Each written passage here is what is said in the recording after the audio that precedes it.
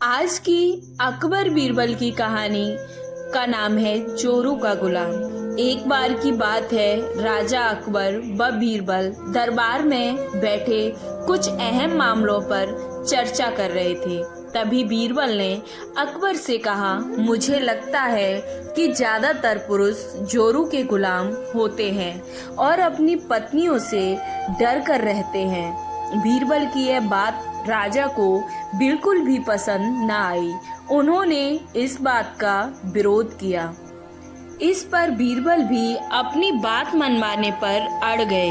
उन्होंने राजा से कहा कि वे अपनी बात को सिद्ध कर सकते हैं, मगर इसके लिए राजा को प्रजा के बीच एक आदेश जारी करना होगा। वह आदेश यह था कि जिस पुरुष के अपनी पत्नी से डरने की बात सामने आएगी, उसे दरबार में एक मुर्गी जमा करानी होगी। राजा बीरबल की इस बात पर तैयार हो गए।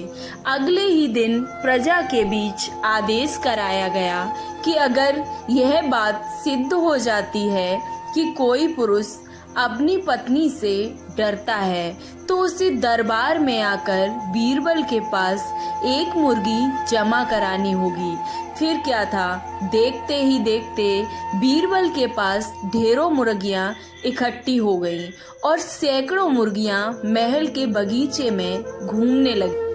अब बीरबल राजा के पास पहुँचे और बोले, महाराज, महल में इतनी सारी मुर्गियां इकट्ठी हैं कि आप एक मुर्गी खाना खोल सकते हैं, इसलिए अब आप इस आदेश को वापस ले सकते हैं। मगर महाराज ने इस बात को गंभीरता से नहीं लिया और महल में मुर्गियों की संख्या धीरे धीरे और ज्यादा बढ़ने लगी।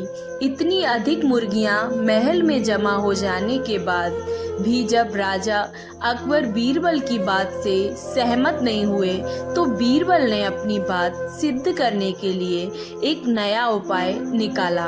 एक दिन बीरबल राजा के पास गए और बोले, महाराज, मैंने सुना है कि पड़ोस के राज्य में एक बहुत ही खूबसूरत राजकुमारी रहती है। अगर आप चाहें तो क्या मैं आपका रिश्ता वहाँ पक्का कराऊं?